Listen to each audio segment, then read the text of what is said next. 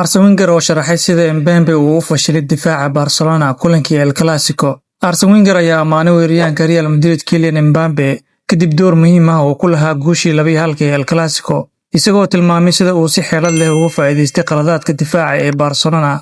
Wenger oo la hadlayay beIN Sport ayaa yiri, Barcelona waxay weyday Inigo Martinez oo khibrad badan leh, sidoo kale kama maqneen oo kaliya Martinez ee waxaa kaloo ka maqnaa Lewandowski iyo Rafinha oo iyana ahaa laba ciyaaryahan oo khibrad leh.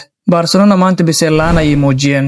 Wenger wuxuu sheegay in Mbappe uusan kaliya ku tiirsaneyn xawaare, balse uu si aqoon leh u qorsheeyay dhaqaaqiisa. Mbappe wuxuu u sheegay ciyaartooyda qadka dhexe, waxaan kaliya sameyn doonaa orod u dhaxeeya daafacyada dhexe, markasta oo kubadda haysataan fiiriya. Taasi waa sababta uu ugu socday si toos ah meelaha ay difaacyadu ka filayn.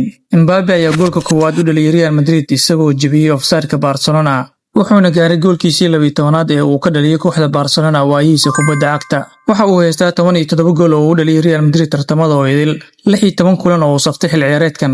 Inkasta oo ku guuldareystay rigoore uu qaatay qaybtii labaad, haddana Mbappe ayaa mar kale muujiyay sababta uu yahay mid ka mid ah weeraryahanada ugu khatarta badan dunida. Xawaare balaas go'aan qaadasho balaas fahamka ciyaarta waxa ay noqotay dhibaato joogto ah oo ay difaacyadu wajahaan. Barcelona dhinacooda waxay u muuqdeen kuwo si fudud looga gudbayo gadaal, iyadoo maqnaanshaha khibradda safkooda difaaca uu ka dhigay mid jilicsan oo ay Real Madrid si fiican u beegsadeen. Maalin wanaagsan saaxiibayaal, intaas ayaan ku soo gabagabeynayaa warbixintii koobnayd ee aan uga hadlayay wararkii ugu dambeeyay ee kubadda cagta. Haddii aad ilaa dhamaadka muuqaalkan la soo gaartay, ilaaw inaad muuqaalka like saarto, sidoo kalena sii share gareyso. Haddii aad nagu cusubtaan nagu soo biir oo ka mid noqo asxaabta nagu xiran. Mahadsanid.